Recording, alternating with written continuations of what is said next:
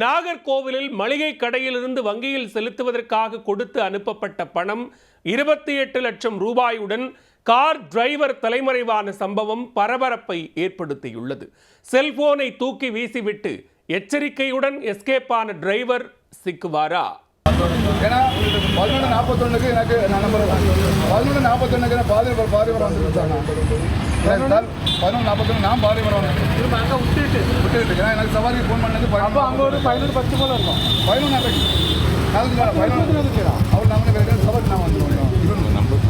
கன்னியாகுமரி மாவட்டம் நாகர்கோவில் கோட்டார் ரயில் நிலையம் செல்லும் சாலையில் ஆறுமுகம் பிள்ளை என்பவருக்கு சொந்தமான மளிகை மொத்த வியாபார கடை உள்ளது.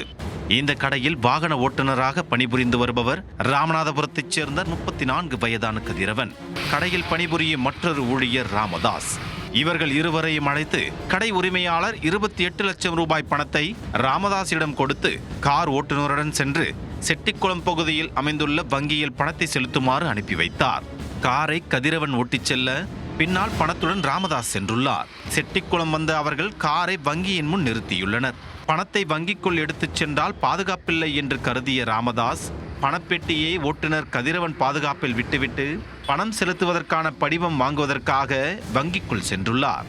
படிவத்துடன் வெளியே வந்து பார்த்தவருக்கு தூக்கி வாரி போட்டுள்ளது. காரோடு சேர்த்து ஓட்டுநர் கதிரவனையும் காணோம். 28 லட்சத்தை எவ்வளவு நேரம்தான் பார்த்து கொண்டே இருப்பது என கருதிய கதிரவன் காரோடு எஸ்கேப் ஆகிவிட்டார். கதிரவன் சதி குறித்து உடனே ராமதாஸ் கடை உரிமையாளருக்கு தெரிவித்துள்ளார். கடை உரிமையாளரோ உடனே கோட்டார் போலீசாருக்கு தகவல் அளித்தார். துரித நடவடிக்கையில் இறங்கிய போலீசார் காரையும் கதிரவனையும் தீவிரமாக தேடினர். இந்நிலையில் ராமன்புதூர் பகுதியில் சாலையோரமாக கார் மட்டும் அனாதையாக நின்று கொண்டிருந்தது. கதிரவன் பணத்துடன் தலைமறைவாகியிருப்பது தெரிய வந்தது.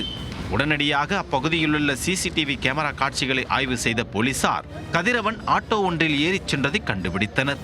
போலீசாரை பற்றி நன்கு அறிந்திருந்த கதிரவன் போகிற போக்கில் தனது செல்போனை தலையை சுற்றி சாலையோரம் தூக்கி வீசிச் சென்றுள்ளார்.